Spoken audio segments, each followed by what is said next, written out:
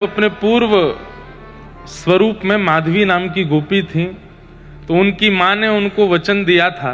माँ ने उनको समझा के भेजा कि तू ब्याह करके ब्रज जा रही है। बोले जी मैया। ठाकुर जी के सखा ते तेरो ब्याह भयो है।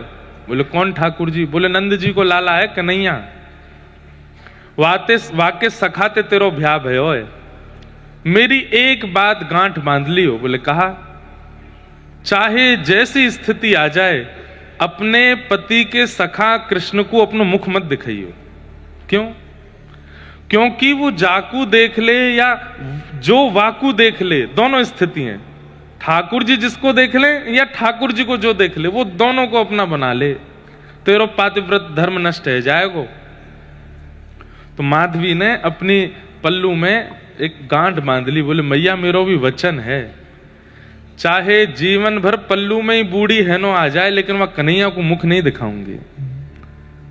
बताओ, जिससे मुख छुपाना चाहिए उसको दिखाया, और जिससे मुख जिसको दिखाना चाहिए उससे छुपा रहे हैं। हम लोग भी तो ऐसे ही हैं, विश्व को अपना सब कुछ दिखा रहे हैं, पर जिनको दिखाना चाहिए उनसे छुपा लेते हैं। माधवी गांठ बांध करके वृंदावन चली गई। ठाकुर जी को पता चली कि हमारो सखा ब्याह करके आयो है, तो उछलते कूदते ठाकुर जी तो बीच रास्ता में पहुंच गए, पालकी रुकवा ली। बोले अरे ब्याह कर लियो? बोले हाँ। बहू दिखा, देख ले लाला। बोले अच्छी लगी तो मैं ले जाऊंगा। अरे बड़ी सुंदर लीला है ठाकुर जी की, अब विस्तार से मैं सुना नहीं रहा। पहले लड़के आए हैं यशोदा मैया से। बोले मैया देख वाको ब्याह है, अब तू मेरो करा। ठाकुर मैया बोली ने बड़ो तो है जा लाला, 3.5-4 साल के हैं बस ठाकुर जी। कितने साल के? हाँ 3.5-4 साल के हैं बस, छोटे से। मैया तो लड़ रहे हैं मेरो ब्याह करा। मैया बोली तू इतना छोटो सो लाला कैसे करेगो ब्याह? बोले देख मैया, छोटो कैसे? छोटो बालक तो वो जाकू मैया खवावे, मैया नवावे, मैया सुबावे, मैया सब काम करे। मैं तो देख खुद उठ जाऊं, खुद खा लूं, खुद चल लूं, खुद बैठ लूं, है तो क्या बड़ो, और कहा चाहिए मैया? और मैया अगर तेने मेरो ब्याह नहीं कराया तो मेरो सखा ब्याह करके आयो, बाकी बहुए ले आऊंगा मैं। ऐसे ऐसी ठाकुर जी बात बना में। तो ठाकुर जी गए और पालकी के भीतर जैसे ही पहुंचे तो पहले ही बाहर से ठाकुर जी के सखा ने आवाज लगाई, अरे बहू देख तेरो देवर आयो है, कृष्ण आयो है। कृष्ण नाम सुनते ही माधवी बोली ये तो वही है जिसकी माँ ने कहा था मुख नहीं दिखाना। तुरंत घूंघट कर लिया और ऐसे घूंघट करके माधवी बैठ गई। ठाकुर जी सामने पालकी में बैठे, नन्हे से गोपाल जी, और कह रहे हैं भाभी ने मुख दिखाओ, और नीचे तो ऐसे देखें। तो जितनो नीचे ठाकुर जी जामे माधवी उतनो छुपावे। इन्हें कि यहाँ ते दिखाई दो, न यहाँ ते ऐसे ठाकुर जी करें, पर माधवी मुख नहीं दिखाया। त्रिलोकीनाथ ब्रह्मांड नायक सामने बैठ के याचना कर रहे हैं और आप मुख छुपा रही हो उनसे। अरे एक पूतना थी, परम सुंदरी बन के आई, ठाकुर जी ने नेत्र बंद कर लिए, नहीं देखूंगा। और माधवी तेरे कैसे भाग्य कि ठाकुर जी स्वयं कह रहे हैं मुख दिखा, और तो छुपा रही है। थोड़ी देर बाद ठाकुर जी बोले बड़ो गुमान है अपने चेहरा को, जा नहीं देखूंगा तेरो मुख, लेकिन श्राप दे रहा हूं, तड़पेगी मेरो मुख देखवे के काजी। ये ताली बजाने वाली क्या बात है? एक तो शाप लगो, कथा सुना करो भाव से। हर चीज हंसी की ताली की नहीं होती भैया, न भाव से सुनो। तड़पेगी मेरा मुख देखने के लिए। माधवी अभी तक तो बोली नहीं, अब बोली मैं क्यों तड़पूंगी, मेरा पातिव्रत धर्म है, तुम जाओ मुझे नहीं देखना। ठाकुर जी बोले समय बताएगा। बंधुओं कहीं ना कहीं मुझे लगता है कि ये घटना सबके साथ हुई है। जब ऐसी स्थिति बन जाती है, हम तड़प रहे होते हैं ठाकुर जी को देखने के लिए, धाम जाने के लिए व्याकुल हो रहे होते हैं, चरित्र सुनने के लिए, कथा सुनने के लिए, और योजनाएं नहीं बन पाती। तो याद करिएगा कभी तो ऐसा कुछ हुआ है कि ठाकुर जी सन्मुख थे और हमने ही मुंह फेरा है, इसलिए ठाकुर जी फेर लेते हैं। हमारा तो नियम है, ठाकुर जी के मंदिर में जाते हैं तो जितनी देर मंदिर में हैं ऐसे जाएंगे मुख ठाकुर जी के आगे, पीछे जाना है तो भी ऐसे देखते रहेंगे, बाहर निकलना है तो भी देखते ही हुए, ऐसे कमर हो ही ना उनकी तरफ, पता नहीं काय बात पर रूठ जाएं, देखते रहो। ठाकुर जी बोले तड़पेगी। और उसके बाद प्रसंग आता है कि सब गोपियां कृष्ण की ही चर्चा करती हैं। या दोहने बहनने मथनो पलेप प्रेंखे खनार भरुदितो क्षणमार जनादो। श्रीमद् भागवत में शुकाचार्य जी कहते हैं गैया का दोहन करती हैं तो जो घर घर घर घर दूध की धार बाल्टी में आती है उसको ही ताल बना करके कृष्ण कृष्ण कृष्ण कृष्ण गाने लगती हैं गोपियां। जब अपने घर में गोबर का चौका लगाती हैं तो पोंछा जब झर्र झर्र झर्र होता है उसी को ताल बना करके गोपियां कृष्ण कीर्तन करती हैं। जब कुआं से जल लेने के लिए जाती हैं तो रस्सी खींचते समय जो घर घर स्वर आता है उसी को ताल बना करके कृष्ण कृष्ण गाती हैं। हर क्षण गोपियों की चित्त वृत्ति में केवल कृष्ण है और कुछ नहीं। माधवी कहती है तुम पे और कोई काम नहीं, कृष्ण ऐसा है, कृष्ण वैसा है, कृष्ण ऐसे चलता है, कृष्ण ऐसे बैठता है, कृष्ण ये खाता है। अरे तुम सब विवाहिता हो और परपुरुष की चर्चा करती हो। सब गोपियां बोली तेने अभी देखो ना है भाई। माधवी बोली देखा नहीं और देखना भी नहीं, मुझे नहीं देखना, तुम लोग रहो उसके स्वर में स्वरूप में, मेरे पति हैं, मुझे क्या आवश्यकता देखने की। अरे वो पुरुष नहीं है, वो कोई मानव नहीं है, वो परपुरुष नहीं है, वो साक्षात पुरुषोत्तम है, एक बार देख तो कैसे नेत्र हैं। बोले मुझे नहीं देखना, वो मेरे सामने चर्चा भी मत किया करो। लेकिन होता है ना कि 24 घंटे जो चर्चा सुनते हैं फिर एकांत में वही चलने लगता है। अब माधवी की स्थिति ऐसी हो गई, अब 24 घंटा गोपियों से वही सुनती है तो कुछ भी करती है तो लगता है कृष्ण ऐसे ही बैठते होंगे। फिर कहती है अरे माधवी तू क्या सोच रही है। रास्ते में चलती है, टेढ़ी मेढ़ी डगर दिखती है तो गोपियां बताती हैं टेढ़ी मेढ़ी डगर आती है तो कन्हैया ऐसे ललित गति विलास वल गुहास प्रणय निरीक्षण कल्पितो रुमान। ललित गति से ठाकुर जी चलते हैं। ललित गति कैसी? पाग टेढ़ी सुन के निराश मत होना, जो ज्यादा इनके पीछे पड़ा रहता है ये उसको भाव कम देते और जो इनसे भागता है ये उसी को पकड़ते। रसखान की क्या हालत हो गई, घबरा गया है। मैंने सुना है टेढ़ी टांग वाला रहता है यहां पे, वृंदावन से निकलना है तो बड़ी सावधानी से इधर नहीं देखना है उधर नहीं देखना, कहीं अपना नहीं बना ले। जितना डर करके रसखान निकले थे ऐसी त्रिभंग ललित स्वरूप धारण करके आए कि रसखान उन्हीं के ही हो गए। तो जो इनसे भागता है उसको ज्यादा पकड़ते हैं ये। माधवी भाग रही है, इसका मतलब आप भागने मत लगना। अब नहीं भाग सकते, अब तो इनके सन्मुख हो गए, आते ही नहीं, सन्मुख ही नहीं होते, जानते ही नहीं इनको, तब भागते, तब पकड़ते हैं आपको। तो माधवी की ऐसी स्थिति हो गई। अब तो सुबह सुबह 3-4 बजे उठ करके यमुना जल भरने के लिए गई है और जैसे ही जल भरने लगी, आज वही पात्र है, वही घड़ा है, वही जल है, रोज उठा के ले जाती, लेकिन आज वो उठ ही नहीं रहा है। इतना जोर लगा रही है लेकिन उठा ही नहीं पा रही है। मन में सोच रही है कि आज इतना भारी कैसे हो गया, यमुना जी भारी हो गई। मन में सोचने लगी कोई गोपी भी नहीं है, अभी तक कोई उठ करके भी नहीं आई। आवाज लगाने लगी, अरे कोई सी आ रही हो तो नेक मेरी मटकी उचाए दो, उठवाए दो। अब कोई तो कहां आवेगी, इतने में श्याम सुंदर आए, टेढ़ी मेढ़ी चाल चलते हुए, मधुर मुस्कान। मीरा ने माधवी ने देखे तो कभी थे नहीं, पहली बार में तो परिचय दे दिया इसलिए मुंह छुपा लिया था, दूसरी तीसरी बार तो कभी देखे ही नहीं।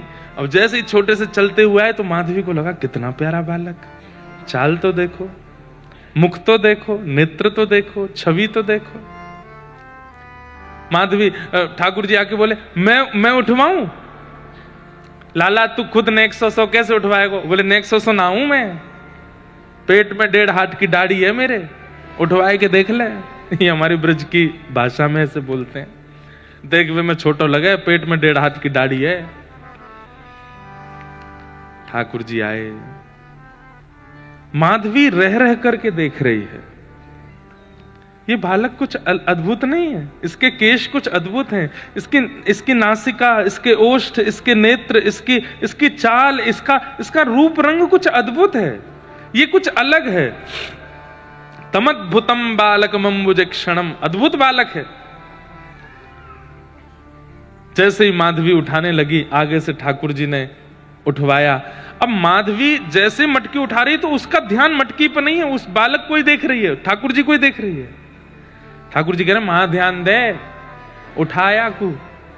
हाँ, उठाने लगी तो मटकी सामने ठाकुर जी, यहां माधवी जैसे उठाने लगी तो मटकी सामने आई तो माधवी ऐसे देख रही है, कितना सुंदर है। जैसे ही उठा, अब उसकी इच्छा है कि जल्दी उठा के ऊपर धरूं ताकि ये मुझे दिखें, लेकिन जैसे ही मटकी ऊपर उठाने लगी, जितनी मटकी ऊपर उठाई उतने ही लंबे ठाकुर जी होते जा रहे हैं। अब मटकी यहां तक आ गई और बालक वो छोटा सा इतना लंबा हो गया, मुख नहीं दिख रहा है। अब व्याकुल हुई माधवी, अब तो जैसे इधर करे तो ठाकुर जी इधर करें, इधर करे तो उधर करें। हटा करके जैसे ही सिर पर रखा, ठाकुर जी मंद मुस्काए गए, बोले मैं ही कृष्ण हूं। और जैसे ही कहा कृष्ण, ठाकुर जी तो वहां से चले गए, मटकी नीचे गिर गई। और स्थिति, रोंगटे, हम सबके रोए खड़े होते हैं, पर कितनी देर के लिए, एक क्षण, दो क्षण के लिए। माधवी के रोंगटे घंटों के लिए खड़े हो गए। कभी सर्दी लगती है, कभी उसको गर्मी लगती है, कभी जाड़ा लगने लगता है, कभी कांपने लगती है, कभी घबराने लगती है। और घबरा किस लिए रही है कि कहां चले गए वो। अब तो ढूंढ रही है, जित देखूं उतित श्याममयी है। इंद्र को संशय हुआ ठाकुर जी पर, और इंद्र ने कोपायमान होकर के मेघमालाओं को आज्ञा कर दी। इसीलिए कहते हैं मुह्यन्ति यत् सूरयः, जब देवता भी ठाकुर जी की लीला पर संशय कर सकते हैं, मोहित हो सकते हैं, तो आजकल के कई लोग प्रश्न चिन्ह उठाते हैं ठाकुर जी के भावों पर, उसमें कौन सी बड़ी बात है। भगवान ने ऐसा कैसे कर दिया, ये कैसे कर सकते हैं, भगवान है ही नहीं, कई लोग ऐसा भी दावा करते हैं।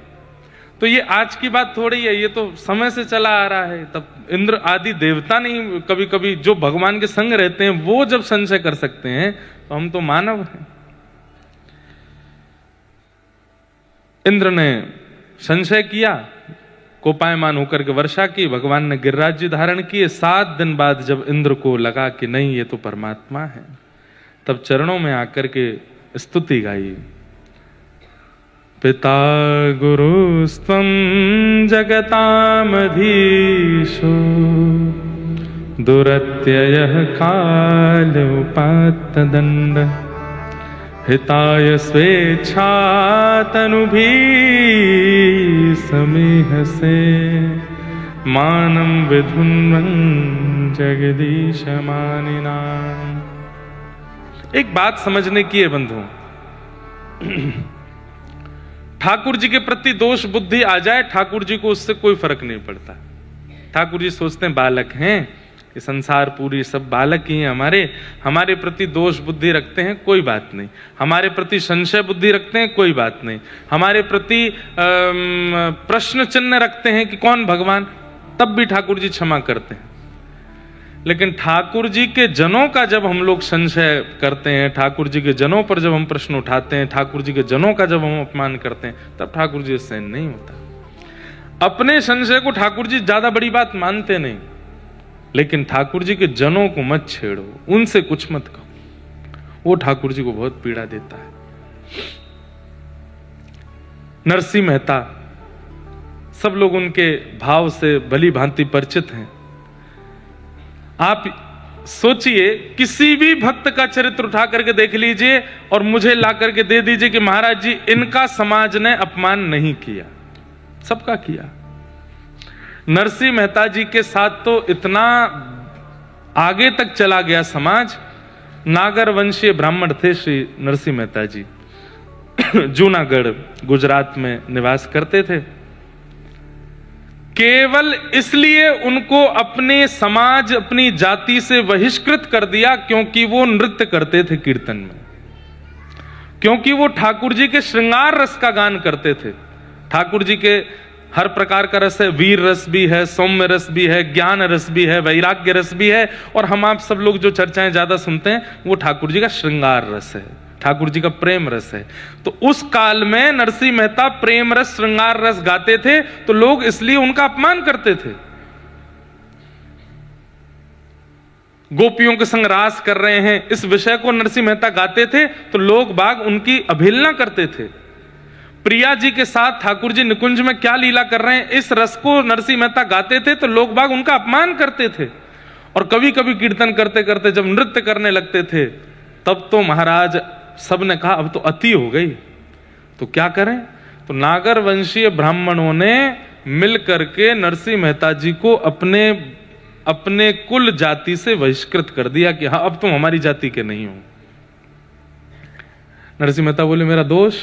बोले क्योंकि तुम नृत्य करते हो, तुम गाते हो, और गायन में भी ठाकुर जी का श्रृंगार रस गाते हो, इसलिए हमको यह शोभा नहीं देता।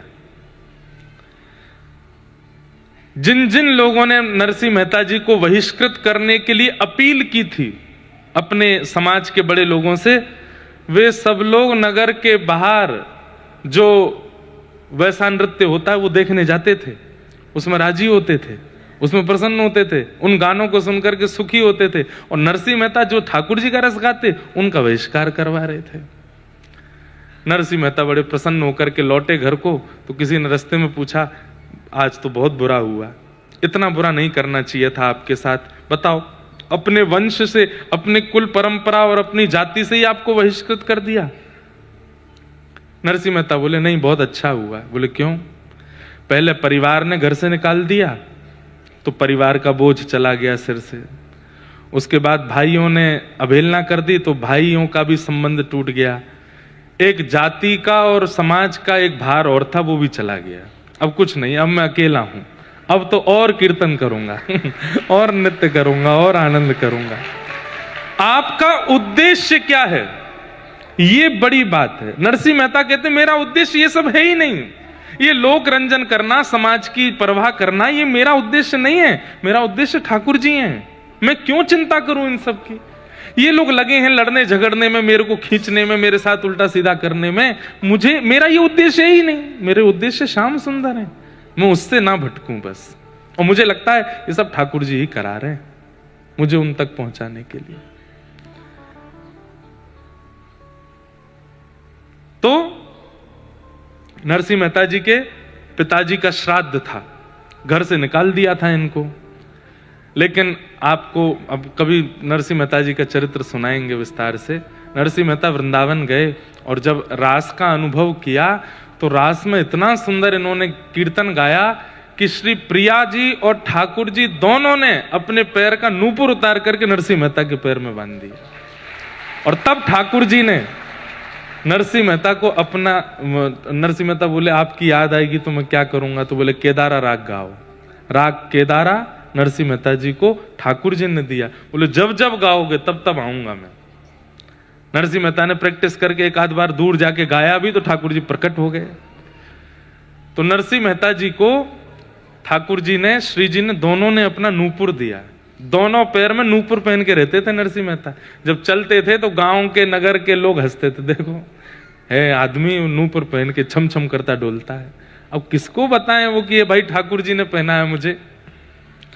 तो नरसिंह मेहता जी का वैभव इतना बढ़ गया, घर परिवार ने तो निकाल ही दिया था, लेकिन जब वैभव बढ़ जाता है तो सब गैर भी अपने मानने लगते हैं।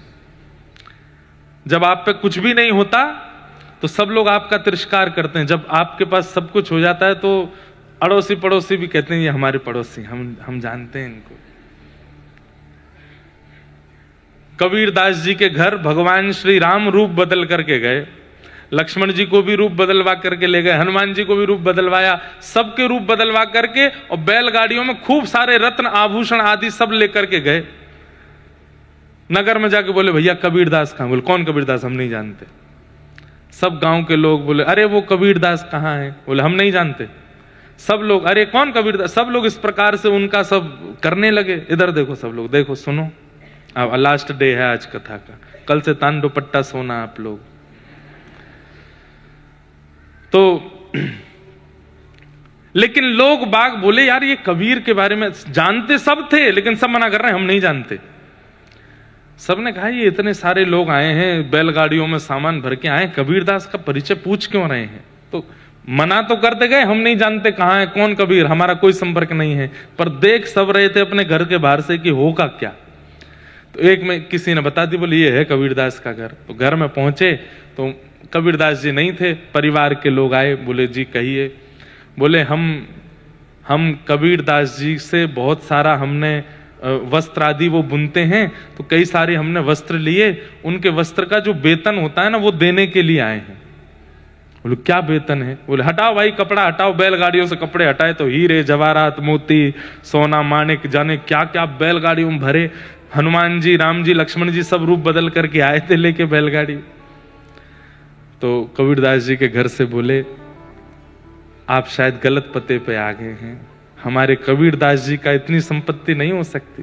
वो तो इतना ही कपड़ा बनाते हैं कि आज का भोजन बन जाए, मतलब इतना ही कपड़ा बुनते हैं कि बेच के आज की प्रसादी की व्यवस्था हो जाए, कल की प्रसादी भी अगर उस कपड़े से मिलती है तो कबीरदास जी रखते नहीं है। इतना सारा वेतन लेके आप आए, निश्चित गलत पदे पे हैं, कोई और कबीरदास होगा। बोले हम उनके बारे में पूछ रहे हैं, रामानंदाचार्य जी के शिष्य कबीरदास। बोले हाँ रामानंदाचार्य जी के शिष्य तो यही है। बोले हाँ तो उन्हीं का ही है। बोले वो कहाँ हैं? बोले वो तो घर बार छोड़ के चले गए कहीं पे। बोले उनको ढूंढो। घर के लोग बोले हम तो 2-3 लोग हैं, हम कैसे ढूंढेंगे, इतने में अड़ोस से पड़ोस हम ढूंढ के लाते हैं, हमें पता हो वो कहाँ गया होगा। अरे हमारे संग खेला है बचपन में, वहां बैठता था, इधर का जाता था, कभी हमसे ये पूछता था, हमारे घर तो भोजन किया एक बार, सब लोग आकर के राम जी रूप बदल के आए थे, सब उनको आके घेर लिए। अरे कबीरदास जी तो एक बार मेरे साथ छत पर सोए थे, मेरे साथ वहां किया था, ये किया था। राम जी बोला अभी तो तुम मना कर रहे थे कि तुम जानते ही नहीं हो। अरे मुझे लगा कोई और कबीरदास हो, ये तो हमारा लंगोटिया यार, हम जाते ढूंढ के लाते। तो जब संपत्ति दिखती है ना लोगों को, संपत्ति दिखे, नाम दिखे, ऐश्वर्य दिखे, वैभव दिखे, तो गैर भी अपना संबंध निकाल लेते हैं। नरसिंह मेहता जी को पहले सबने अपमानित करके बाहर कर दिया, लेकिन जब ठाकुर जी का साक्षात्कार हुआ, ठाकुर जी ने ऐसा भवन बनवा करके नरसिंह मेहता का कर दिया व्यवस्था कि अब तो सब देखते हैं और सब कहते हैं इनसे हमने मित्रता रखी होती तो हम पे भी थोड़ी कृपा होती। आज उनके भैया आए और नरसिंह मेहता जी से बोले कि पिताजी का श्राद्ध है घर पे, हम दोनों तो भाई ही हैं, आप आ जाना श्राद्ध में। नरसिंह मेहता बोले हाँ भैया, आप पिताजी का श्राद्ध है तो आऊंगा ही मैं, जिनकी कृपा से मुझे सब कुछ प्राप्त है मैं आऊंगा, लेकिन आप प्रारंभ कर देना, सुबह उठ करके सेवा पूजा संध्या वंदन और ठाकुर जी का बड़ा उत्सव आदि का क्रम रहता है, उससे निवृत्त होकर मैं आऊंगा। भैया को क्रोध आ गया, बोले कि पिताजी का श्राद्ध है, अभी भी तुझे ठाकुर जी की पड़ी है? बोले ठाकुर जी की नहीं पड़ी, ठाकुर जी मेरे सर्वस्व हैं, उनकी सेवा करके ही मैं आ पाऊंगा। तो भैया नाराज होकर के बोले बिल्कुल आने की जरूरत नहीं है, मत तू यहीं कर लेना अपना, बिल्कुल मत आना, तो कोई गरज पड़ी है? एक तो हम बोलने आए हैं कि पिताजी का श्राद्ध आ जाना, तू अभी भी कह रहा है सेवा करके आऊंगा। नरसिंह मेहता बोले ठीक है मैं यहां कर लूंगा। भाई ने जाकर के सब ब्राह्मणों से कहा ये वो करेगा, इसके यहां कोई भी मत जाना श्राद्ध कराने के लिए। ध्यान से सुनिएगा। तो नरसिंह मेहता जी अपनी सेवा पूजा करके पुरोहित जी के पास गए, तो पुरोहित जी से जाके बोले वैसे तो मुझे आप लोगों ने समाज से बाहर कर दिया है, पर मेरे पिताजी तो आपके समाज के ही हैं, मैं भले ही समाज से बाहर हूं, मेरे पिताजी तो आपके समाज के, आज श्राद्ध है, आप घर आ जाएंगे श्राद्ध कराने? तो पुरोहित जी बोले हम तो आपके भैया को वचन दे चुके हैं, वहां हमको श्राद्ध कराने जाना है, आपके यहां कैसे आएंगे, आप कोई और व्यवस्था कर लो अपनी। तो ठीक है। दूसरे पुरोहितों के पास गए तो दूसरे पुरोहितों ने कहा कि हमको तो इतना धन दक्षिणा देनी पड़ेगी, इतना ये करना पड़ेगा, और देखो तुमको सब समाज के लोगों ने बहिष्कृत कर दिया, तो सब समाज के लोगों को तुमको प्रसाद पवाना पड़ेगा। नरसिंह मेहता जी बोले ठीक है, हम करेंगे व्यवस्था, व्यवस्था तो नहीं है पर करेंगे। अब समाज के 400 परिवार थे, उन लोगों को तो हंसी आ रही थी, बढ़िया है 400 लोग इसके घर पहुंचेंगे और ये नहीं खिला पाएगा तो इसकी और अवहेलना होगी और इसकी निंदा होगी, हम सब समाज के लोग आएंगे, तुम व्यवस्था करो। नरसिंह मेहता बोले ठीक है। एक सेठ जी बहुत प्रेम मानते थे, नरसिंह मेहता जी का कीर्तन उनको बहुत प्रिय था। सेठ जी के पास नरसिंह मेहता गए, बोले मेरे घर पर श्राद्ध होना है, ब्राह्मण आएंगे, आप कुछ मुझे मोहर दे दीजिए तो मैं उनको प्रसाद पवा दूंगा, उसके बाद वापस कर दूंगा। सेठ जी बोले एक शर्त पर। बोले क्या? पहले बैठ के यहाँ कीर्तन सुनाओ, आपका कीर्तन बहुत अच्छा लगता है। नरसिंह मेहता बोले श्राद्ध है घर पे और मेरा कीर्तन में फिर मन लग जाता है, फिर मैं उठ नहीं पाता। बोले हम उठा देंगे आपको कि भाई श्राद्ध है, उठ जाओ, अभी कीर्तन सुनाओ। नरसिंह मेहता बोले ठीक है। लिए करताल और नरसिंह मेहता ने जैसे ही गाना प्रारंभ किया, महाराज एक बार वो प्रवेश करते कीर्तन में, फिर वो निकलते नहीं थे। महाराज झंकृत होने लगता था वातावरण, नृत्य करता था नरसिंह मेहता के कीर्तन पर। मुझे गुजराती ज्यादा आती नहीं तो उनके कीर्तन में सुना था, कैसे बढ़िया बढ़िया मधुर कीर्तन गुजराती में। नरसिंह मेहता गावे और सेठ जी उछल उछल के नृत्य करें।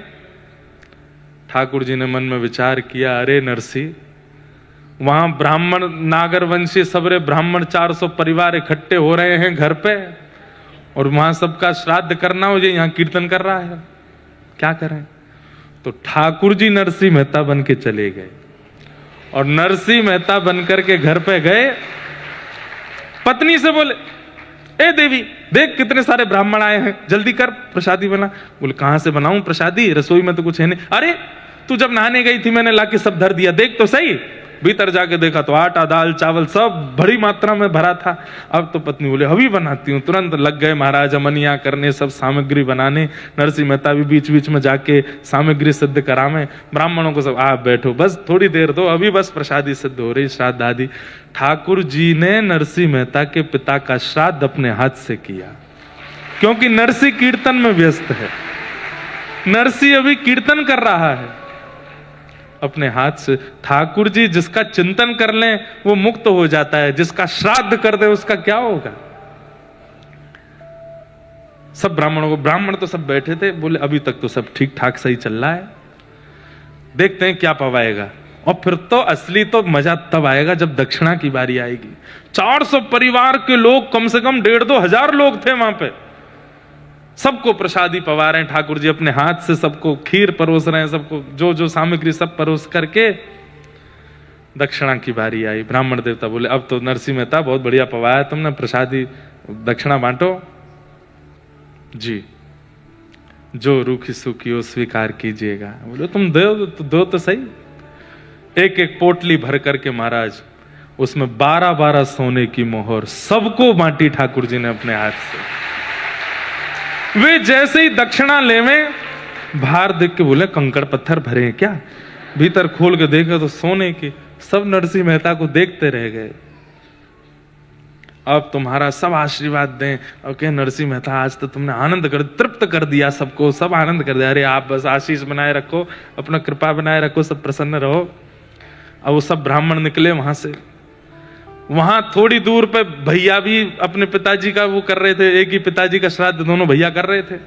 वहां 10-15 बड़े बड़े विद्वान वेदज्ञ नागरवंशीय जो विद्वान थे वो सब वहां पे प्रसाद जीम रहे थे। वहां वेद मंत्र का पाठ चल रहा है, बड़े विधि विधान से सब कुछ चल रहा था। दक्षिणा की बारी आई तो भैया ने, उस काल में सबसे बड़ी दक्षिणा होती थी 1.5 रुपया। और 1.5 रुपया दिया तो 1.5 रुपया देख करके भी बोले 1 रुपया देते हैं सामान्य लोग, 1.5 दिया है। वाह भाई, आनंद कर दिए भाई नरसिंह मेहता जी के बड़े भैया ने। बोले अब नगर में जाके बताएंगे 1.5 रुपया मिला हमको।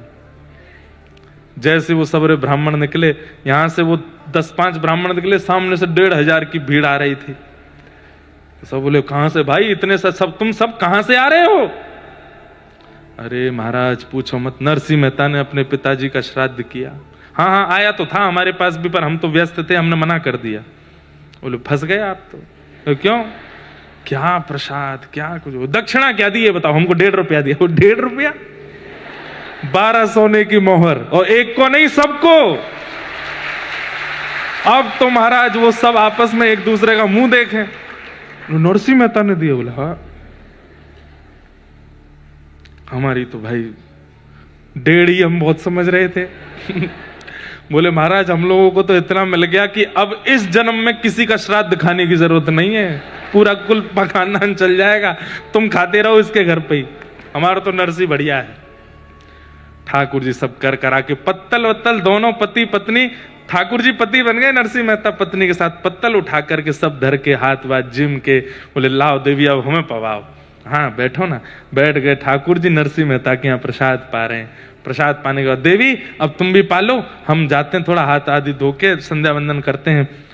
ठाकुर जी की प्रसादी थाली में ही पत्नियां पाती हैं, ऐसा नियम रहा। तो पति की प्रसादी थाली में बैठ करके वो जिमने लगी। ठाकुर जी हाथ धोने के बहाने गए, वहीं से अंतर्ध्यान हो गए। नरसिंह मेहता का कीर्तन वहां पूरा हुआ। सेठ जी से बोले सेठ जी तुमने बताया नहीं, वहां पे ब्राह्मण आ गए होंगे, हमारा श्राद्ध है, अब और कुछ सुनना पड़ेगा, एक नया बवाल हो जाएगा। अपने वंश से निकाल दिया, कुल से निकाल, अब गांव से भी निकाल देंगे। सब बैठे होंगे, अरे हमसे गलती हो गई, अब क्या करें? बोले अब क्या करें, अब तो जाता हूं मैं। जैसे ही पहुंचे तो वहां देखा तो पत्नी जिम रही थी। नरसिंह मेहता बोले तुम प्रसाद पा रही हो? ब्राह्मण नहीं आए अभी तक, पिताजी का श्राद्ध होना था, सबको पवाना था, फिर देवी ये है कि क्या किया आपने? अभी ब्राह्मण आए नहीं, उन्होंने पाया नहीं, फिर उसके बाद मैं पाऊंगा, फिर पाना होता है। क्या बात कर रहे हो आप? संध्या करके सब भूल गए क्या? हो तो गया सब पापा करके चले गए, आज क्या बढ़िया सुंदर आपने पाया, और अभी क्या बोल रही हो? अरे आप ऐसे क्यों बचकानी हरकत करते हैं? हो तो गया श्राद्ध, 1,500 ब्राह्मण आए थे, सबको बढ़िया पवाया आपने, 12-12 वैसे इतना कहां से लाए इतना सोना? सबको 12-12 सोने की मोहर बांट करके आप पाए, संध्या करने गए तभी तो पा रही हूं मैं। नरसिंह मेहता घुटने पर बैठ गए। बोले देवी सब हो गया, पूरा वृत्तांत बताया। बोले आप ही घूम रहे थे। नरसिंह मेहता के नेत्र सजल हो गए। मैं नहीं था, द्वारिकाधीश आए थे, मेरे रूप में द्वारिकाधीश आए थे। पूछ रहे हैं कहां बैठे थे, कहां चले थे, मुझे दिखाओ तो। बोले यहां बैठे थे। नरसिंह मेहता उस स्थान को हृदय से लगा। मैं कहां चले थे? बोले यहां चल रहे थे। पत्तल अपने हाथ से लगाई, परोस करके गए, पिताजी का श्राद्ध किया। नरसिंह मेहता रोने लगे। मैं इस योग्य नहीं हूं नाथ, आप कितना करते हैं मेरे लिए, क्यों करते हैं मुझसे इतना स्नेह, क्यों करते हैं मुझसे इतना प्रेम? आप अपनी पत्नी को हृदय से लगा के बोले भाग्यशाली हो, ठाकुर जी आए थे, मैं तो व्यस्त था वहां कीर्तन में।